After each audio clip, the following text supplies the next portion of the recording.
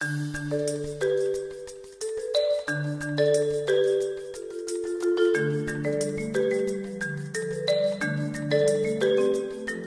field of lupusology and pregnancy in particular has changed. First, physicians are less scared to let patients get pregnant. Second, patients are more demanding in the sense that they want data. They don't want just the art of care. They want to understand why the guidance is being given. I think in the very beginning, there wasn't a lot known about lupus. People were very fearful. People understood, physicians, that lupus was a disease of women, so they assumed that female hormones drove disease, would make disease worse. And if you extend that assumption to pregnancy, in pregnancy, female hormones are even higher. So the logical conclusion is pregnancy could make lupus much worse. So the advice to lupus patients was don't get pregnant because you could get terribly sick. There was no very good evidence. It was just logical thinking. We did a prospective longitudinal observational study. What that means is we did a study where we enrolled all patients at 8 different centers in North America who had just become pregnant. And those patients couldn't have active lupus at the time. They couldn't be on a lot of immunosuppression. They were generally quiescent.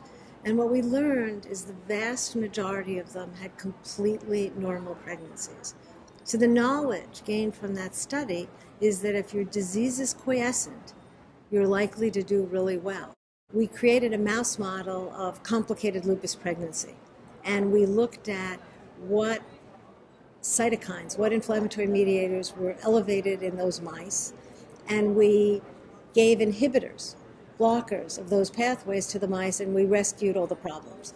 So we then had an idea that if you block certain pathways, you could save lupus pregnancies in a mouse. So the next step was, are these pathways abnormal in patients who have complications? And if they are, then hey, we have targets for treatment. So what we did in PROMISE was we drove blood samples on 775 patients every month of pregnancy, and we looked at all kinds of laboratory tests, some conventional and some experimental based on the mouse work, to figure out what is abnormal at 12 weeks in women who would go on to have a problem, particularly toxemia or preeclampsia. And that's really the most exciting thing we discovered, that in fact you can identify patients really early who are going to get into major trouble. They're very rare. They're infrequent. It's all good news. But now that we can find them, those are the women who we want to study in an interventional trial to see if we can prevent those problems.